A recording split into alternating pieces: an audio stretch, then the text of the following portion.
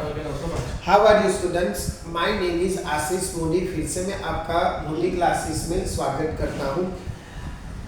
Today lecture में हम सीखेंगे स्टैंडर्ड 6 का जो मैंने सोशल साइंस का सीबीएसई का सिलेबस है। तो आपको पता होगा लैंडफॉर्म एंड लाइफ में पार्ट 1 में ऑलरेडी अपलोड कर चुका हूँ, जिसमें जो हमारा नेचर में क्या क्या कॉन्फिडेंशियल है, क्या क्या कितनी कुदरती चीज़ें हैं, वो सब मैंने डिस्कस कर लिया है। जिसमें जो आपके माउंटेन, हिली और प्लेट कैसी होती है और हम क्यों विंटर में समर में क्यों हिल स्टेशन पे जाते हैं, वो सब डिस्कस कर लिया। एक्चुअली वहाँ का जो एटमॉस्फेयर है, वेदर है, वो कैसा होता है, फ्री पॉल्यूशन होता है, इसीलिए हमें वहाँ अच्छा लगता है। और ऑक्सीजन भी कैसा होता है, प्योर होता है। तो इसीलिए बहुत सारे लोग मोस्ट ऑफ हिल स्टेशन पे घूमने के लिए जाते हैं। हम आए थे माउंटेन एनवायरनमेंट, मतलब टॉपिक का नाम से आपको पता चल जाएगा कि माउंटेन का एनवायरनमेंट कैसा होगा। अब माउंटेन बोला है तो पहले तो वो आपको ये समझना होगा कि माउंटेन कैसे बनता है, वो आपको पता होना चाहिए कि माउंटेन कैसे बनता है। तो आपने सुना ही होगा अर्थक्वेक आता है, ठीक है। अर्थक्वेक यानी सिंपल सा, जैसे कि कई राजस्थान है, कच्छ है, भुज है, तो उसमें अलग अलग इंटेंसिटी के अर्थक्वेक आते रहते हैं। बट कई सारे अर्थक्वेक जिसमें वॉल्केनो निकलता है, जिसको हम बोलते हैं ज्वालामुखी, ठीक है। तो ऐसे में क्या होता है, जब वॉल्केनो निकलता है और बहुत सालों के बाद वो ठंडा पड़ जाता है, तो वो जो निकलता है ना, तो वो किस में कन्वर्ट हो जाता है, एक बड़े माउंटेन में कन्वर्ट हो जाता है कोल्ड होने के बाद, ठीक है, जिसकी सरफेस रफ होती है और उस पर चढ़ने का बहुत कठिन होता है। तो वही चीज है आपका माउंटेन। अब वो कैसा होता है, बहुत सारे माउंटेन हाई एल्टीट्यूड पे रहते हैं, यानी ऊंचाई पे। एक जनरल नॉलेज का क्वेश्चन मैं आपको पूछता हूँ कि ये जो एरोप्लेन है वो एक लिमिट तक, एक सीमित हाइट तक वो उड़ते हैं, क्यों उस पे आउट ऑफ स्पेस नहीं चले जाते? तो वो आप एक मेरा क्वेश्चन का आंसर ढूंढ लेना कि भाई क्यों जो विमान है, एरोप्लेन है, हेलीकॉप्टर है, ठीक है, क्यों हाई एल्टीट्यूड यानी आउट ऑफ स्पेस नहीं चले जाते? उसकी एक हाइट लिमिट होती है, सीमित होती है, उससे बाहर नहीं जा सकते, क्यों? तो वो आप ढूंढ लेना, एक्स्ट्रा क्वेश्चन है, ठीक है। तो हमारे टॉपिक में आते हैं कि माउंटेन एनवायरनमेंट, यानी माउंटेन पे एनवायरनमेंट कैसा होगा। देखो भाई, माउंटेन पे आप जाओगे घूमने के लिए, ठीक है, तो उस पे आपको फॉरेस्ट मिलेंगे, कई सारे एनिमल्स भी मिलेंगे, डिफरेंट जो आपने कभी भी सिंपल आप जहां रहते हो वो सिटी में नहीं देखा होगा। बर्ड भी दिखेंगे आपको, फिर आपको फ्लावर भी दिखेंगे, नए नए बहुत सारी चीजें आपको वहां मिल जाएगी देखने के लिए।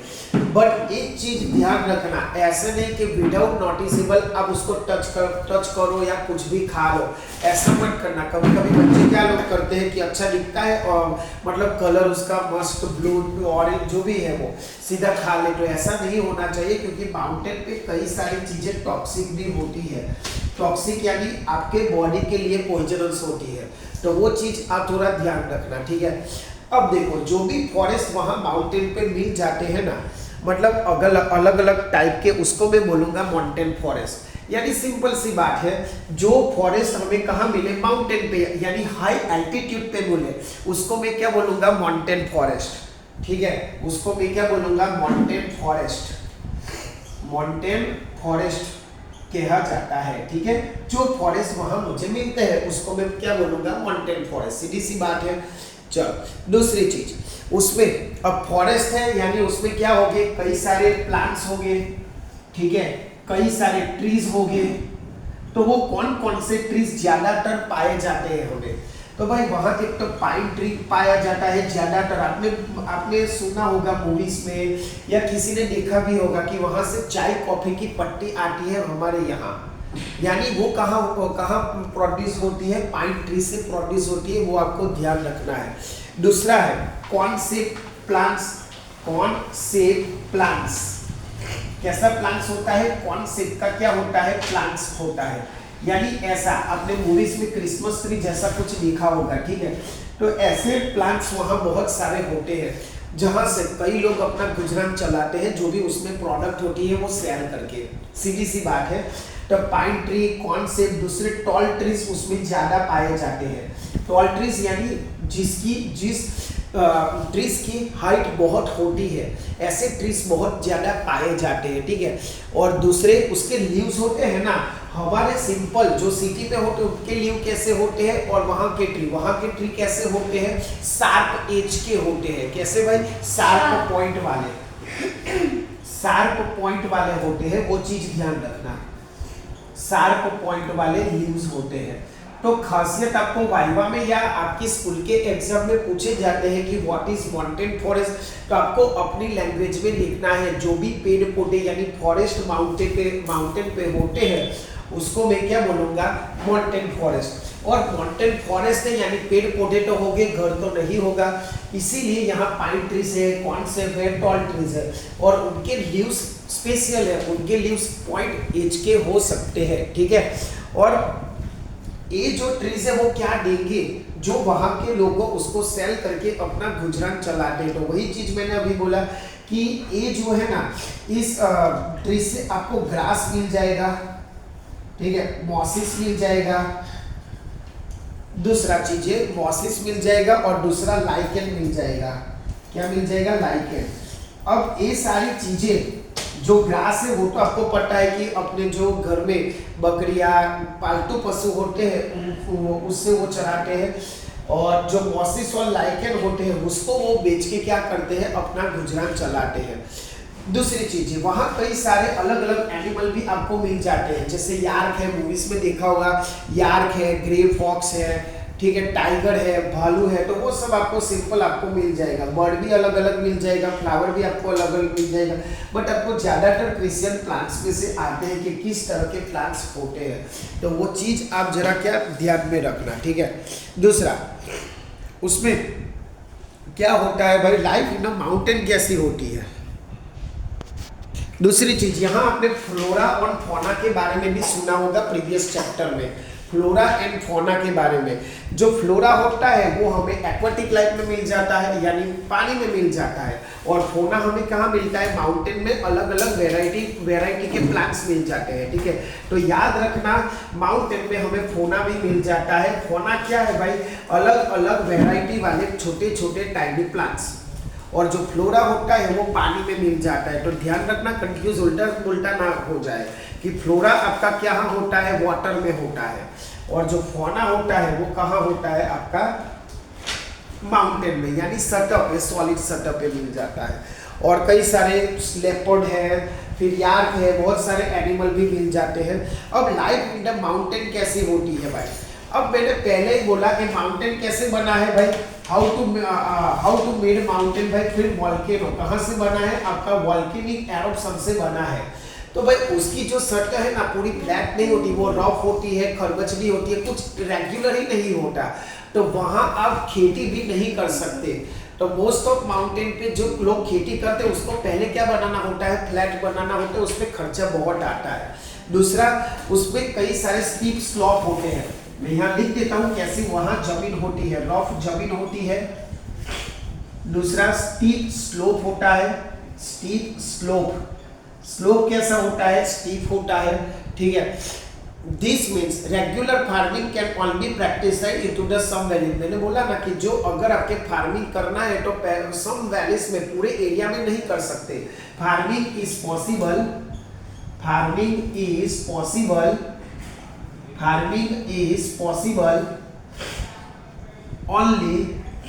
only some valleys यानी आप मान लो कि छोटा एरिया में, वहाँ बड़े एरिया में आप फार्मिंग नहीं कर सकते। कल्टीवेशन आपको पता होगा, कल्टीवेशन यानी आपकी जो फार्मर है, ठीक है, मतलब आपकी जो एग्रीकल्चरल एरिया है उसमें से जब आपका क्रॉप तैयार हो जाए फिर उसको कल्टीवेट करना पड़ता है, उसको काटना होता है, साफ करना होता है, ताकि आप उसको अच्छी तरह से बेच डालो। तो cultivation is the practice the slope by the cutting stem into the slope, यानी जब आप स्लोप पे फार्मिंग कर रहे हो तो वहां भी क्या करना होगा, आपको कटिंग करना पड़ेगा, ठीक है, कल्टीवेशन होता है। वही तो चीज मेन है कि वो अच्छे से कल्टीवेशन होगा तो आपको वो अच्छी तरह से सेल भी कर पाएंगे। चलो आगे जाते हैं हम लोग। This is called terrace farming. जब आप फार्मिंग स्टीप स्लोप पे करते हो उसको मैं क्या बोलूंगा, टेरेस फार्मिंग। वो टेरेस नहीं जैसे हम हमारे घर पे टेरेस होता है ना, जहां से आप क्या चलाते हो, पटन चढ़ाते हो, ठीक है।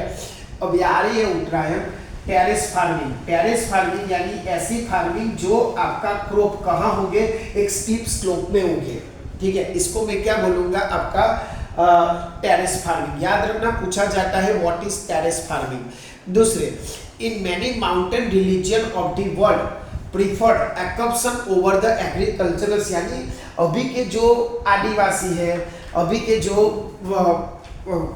क्या बोलते हैं उसको, वहाँ जो पॉपुलेशन है वो क्या करेगी, वहाँ से हर रोज तो सिटी में नहीं आया जाएगी इंडस्ट्री में जॉब करने के लिए, यानी उसको वो क्या करते हैं, फार्मिंग ही करते हैं वहाँ मोस्ट ऑफ, ऐसे सम वैलीज में, ताकि वो अपना गुजरान चलाया जाए। तो यहाँ वही चीज आपको दिक्कत है कि वो लोग इंडस्ट्री में काम नहीं कर सकते और कैसी फार्मिंग करते हैं, टेरेस फार्मिंग करते हैं। बोलो सर, आदिवासी में पॉपुलेशन और एटमॉस्फेयर अच्छा नहीं होगा। एटमॉस्फेयर अच्छा नहीं होगा, वाह भाई, एटमॉस्फेयर के लिए वहाँ लोग घूमने जाते हैं। सोचो भाई, हम माउंटेन पे क्यों, जैसे कोई भी गिरनार पर्वत है, कई सारी ऐसी पर्वतमाला है जो लोग घूमने जाते हैं, तो वहाँ का एटमॉस्फेयर अच्छा ही होता है, बट वहाँ पॉपुलेशन कम होती है और ऐसी पॉपुलेशन होती है कि आप जाओगे तो वो आपको अगेंस्ट करेंगे, मतलब वो नहीं चाहते कि बाहर के सिटी के लोग हमारे पास आए, क्योंकि सिटी तो खराब कर ही दिया है, तो वो लोग क्या मानते हैं कि हमारा एरिया भी खराब कर देंगे, इसीलिए भाई। अब बोलो कुछ डाउट? ठीक है, चलो टूरिज्म। अब ये जो सारी चीजें हैं वो टूरिज्म के लिए इम्पोर्टेंट है। वही इस बच्चे ने क्वेश्चन पूछा कि भाई एटमॉस्फेयर अच्छा, एटमॉस्फेयर बहुत अच्छा है, इसीलिए यहाँ जो माउंटेन है वो किसके लिए फेमस है, टूरिज्म के लिए। यानी लोग बाहर से यहाँ क्या आते हैं, कई सारी चीजें देखने आते हैं, घूमने आते हैं, ताकि टूरिज्म का जो मार्केट है वो भी चल सके। तो tourism is the often important source of the income for the people living, यानी जो लोग घूमने आते हैं वहाँ वो क्या भूखे तो नहीं रहेंगे, कुछ ना कुछ खाएंगे, घूमेंगे, ठीक है। तो वहाँ का ट्रांसपोर्टेशन का भी आपका क्या होगा, खर्चा निकल जाएगा, मतलब जो लोग गुजरान के लिए वहाँ रहते हैं, तो जहाँ टूरिज्म होगा वहाँ पार्किंग का, अब तो आपको पता है भाई डिजिटल हो गए हो आप सब, पार्किंग का भी पैसा बहुत ज़्यादा लेते हैं ताकि उनकी इनकम हो जाए, खाने का चीज़ भी बहुत ज़्यादा लेते हैं। यहाँ सिंपल 80-100 की डिश मिल जाती है, वहाँ 150 या 200 की डिश मिल जाएगी। यानी ये लोग टूरिज्म से, जहाँ ऐसा अच्छी अच्छी चीज़ें होती है, जहाँ टूरिज्म होता है वहाँ ये लोग खाने पीने का सामान रखने की दुकान डाल देंगे, यानी जो भी घूमने आएंगे तो वो उनके पैसों से मतलब सेल्स कर सके और अपना गुजरान चला सके। तो it is the very important.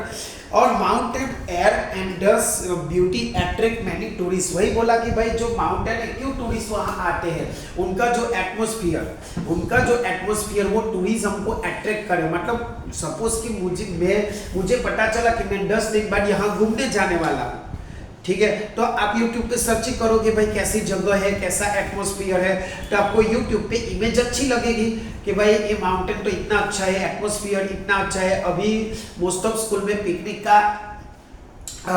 का जो प्लानिंग है वो चल रहा होगा, तो कई सारे बच्चों को जब नाम मिल जाता है तो वो YouTube पे सर्च करने लगते हैं।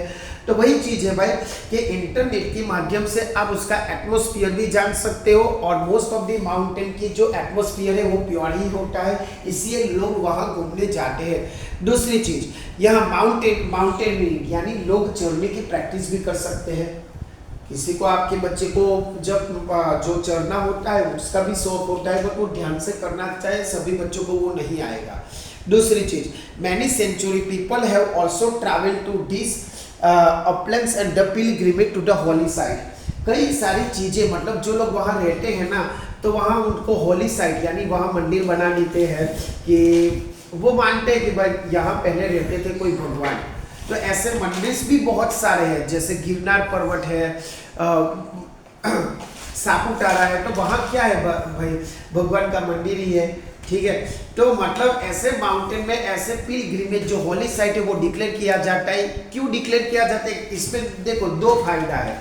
अगर आप ऐसा बोले कि वहाँ भगवान का मंदिर है बहुत अच्छा, ठीक है, और आप वहाँ ऐसा मानोगे कि मेरी इच्छा पूरी हो जाए तो लोग वहाँ जाएंगे टूरिज्म के लिए, तो बस हो गया आपका वो होली साइट और आपका टूरिज्म का जो मार्केट है वो भी चल गया। तो भाई ऐसे ऐसी चीज़ें होती हैं, घूमने के लिए बहुत अच्छा है। दूसरा, माउंटेन एनवायरनमेंट अंडर प्रेशर। अब एक चीज आपको मान लो कि माउंटेन पे जैसे जैसे आप ऊंचे जाओगे ना, तब ऑक्सीजन का लेवल क्या होगा? घट जाएगा। इतनी चीजें ध्यान रखना। यानी किसी को हार्ट अटैक या ऐसा कुछ प्रॉब्लम है तो वो वहाँ नहीं जाने का मैं तो सलाह देता हूँ, क्योंकि जब हाई एल्टीट्यूड होता है ना तब ऑक्सीजन का लेवल आपका क्या हो जाएगा? बढ़ जाएगा, ठीक है। तो आपकी बॉडी हेल्थी हो तो ही ऊंचे ऊंचे माउंटेन पे जाना है, ठीक है। तो ये हुआ आपका माउंटेन टूरिज्म। उसमें ज़्यादा तो है नहीं, बस इतना है आपको ध्यान रखना है कौन कौन से प्लांट्स होते हैं। बर्ड्स के बारे में, बर्ड्स तो ठीक है, एनिमल भी ठीक है, बट ये पूछा जाता है टेरेस फार्मिंग किसे बोलते हैं, माउंटेन फॉरेस्ट किसे बोलते हैं, उससे हमें क्या मिलता है, ठीक है। और टूरिज्म का पूछा जाता है कि टूरिज्म का क्या फायदा है। टूरिज्म का एक ही फायदा है भाई, इनकम होगी। वहाँ